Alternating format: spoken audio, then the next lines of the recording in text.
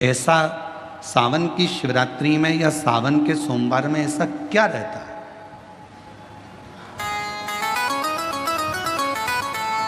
श्रावण की शिवरात्रि में, श्रावण के सोमवार में इतना महत्व क्या रहता है?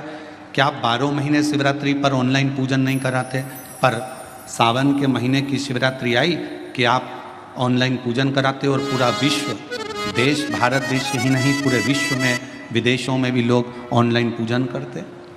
आखिर क्या रहता है?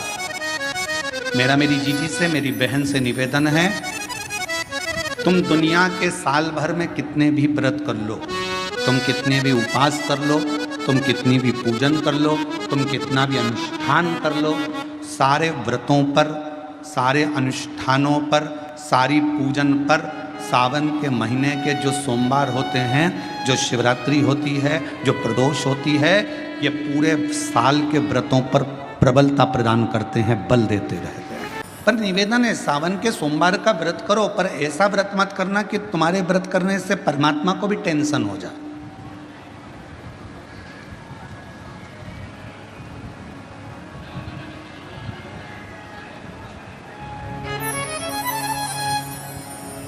कई माताएं व्रत कर लेती हैं, मेरा सावन का महीने में व्रत है, पूरा 1 महीना व्रत करूंगी, 1 लौंग खाऊंगी, 1 गिलास दूध लूंगी, इसके सिवाय कुछ नहीं लूंगी, 1 फल खाऊंगी, इसके सिवाय कुछ नहीं। बहू बेचारी बोल रही, मम्मी शुगर ऊपर नीचे हो जाएगी, तुम्हारा बीपी ऊंचा नीचा हो जाएगा, तुम तो खाओ पियो। अब आपको पूरे महीने भगवान शंकर की आराधना भी करना है, पूजन भी करना है, अर्चना भी करना है, जाप भी करना है, कथा भी सुनना है, मंदिर भी जाना है, और मालूम पड़ा ऊपर से तुम बीमार पड़ गए।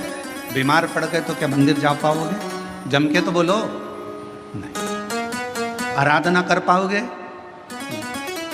बैठ कर भजन कर पाओगे? कथा सुन पाओगे? नहीं। इसलिए व्रत ऐसा करना जिस व्रत में तुमको भी टेंशन नहीं, तुम्हारे परिवार को भी टेंशन नहीं, और भगवान शंकर को भी टेंशन नहीं, किसी को चिंता नहीं। तुम्हारे व्रत करने से किसी को परेशानी नहीं। मालूम पड़े तुम भोजन का त्याग कर दो, इसका त्याग कर दो, उसका त्याग कर दो, सब चीज़ों का त्याग कर दो और बीमार पड़ जाओ, तो शिव महापुराण की कथा कहती है ऐसा ऐसा तप, ऐसी साधना किसी का। तुमरुका जी जब कथा कहने के लिए बैठे, चंचुला देवी ने तुमरुका जी से एक प्रश्न किया कि कथा सुनने का नियम क्या है? गीता प्रेस गोरखपुर की शिव महापुराण की कथा लेकर आना, उसमें पढ़ना शिव महापुराण कथा महत्तम।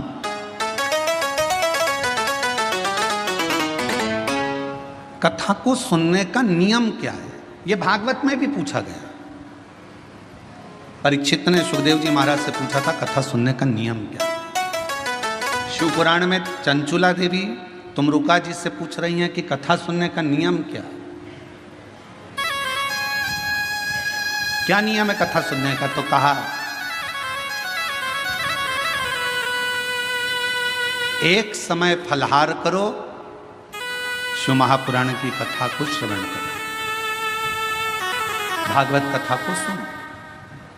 इतना ना बने, एक समय फलहार करो, दूसरे समय भोजन करो, और शिव महापुराण की कथा को जरूर सुनो।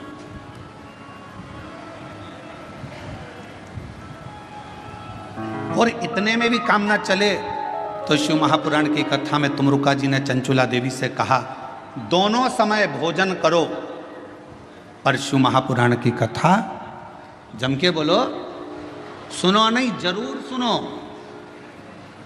और यहां तक कहा यदि इतने में भी काम ना चले, दोनों समय भोजन में भी काम ना चले, तो टिफिन लेके कथा में चलो, पर शिव महापुराण की कथा जरूर सुनो। जैसे भवानी माँ, आदि शक्ति माँ भवानी के शरीर के तेज प्रकाश जल से बेलपत्र का पौधा होता है, बेलपत्र का बेलपत्र का पौधा माता पार्वती जी के द्वारा प्रकट किया गया। बेलपत्र के वृक्ष की गणना करी गई। बेलपत्र के वृक्ष की जो जड़ होती है उसमें मां गौरी का स्थान होता है।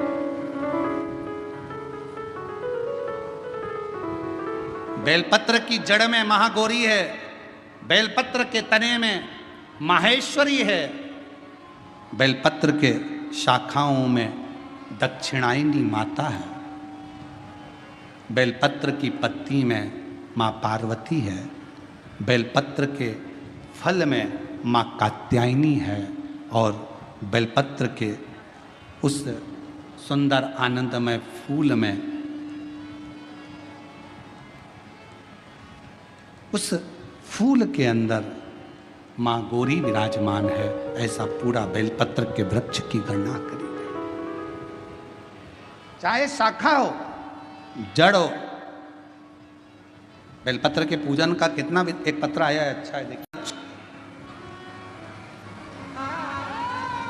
जिसके नीचे बैठकर यदि कोई अनुष्ठान, कोई तप, कोई साधना, कोई व्रत, कोई उपास किया जाए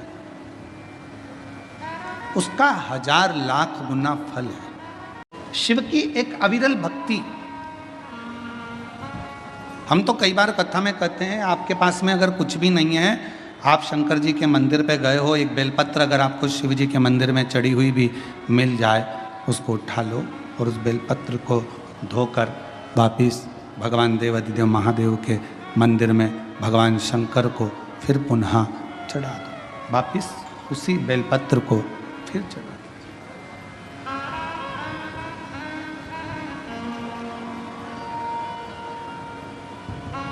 और कई बार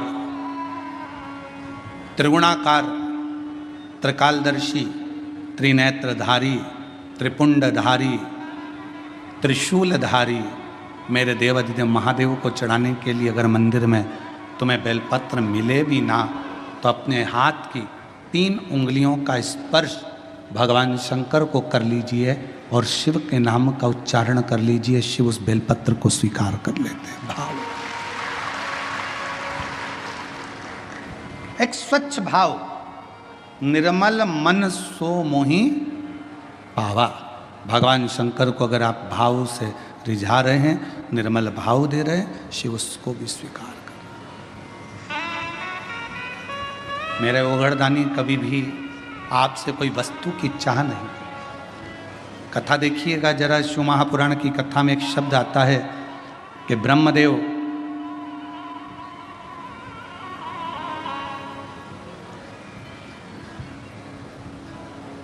भगवान नारायण के सामने जाकर कहते हैं कि मैं शिव को नहीं स्मरण करता।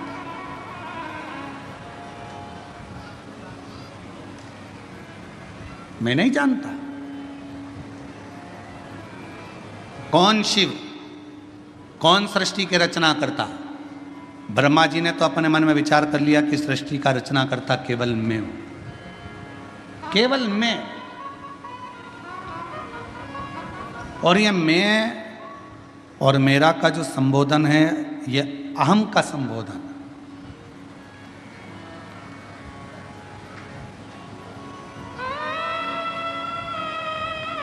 महाराज, हाथ की लकीरें भले आपके हाथ की मुट्ठी में बंद हो,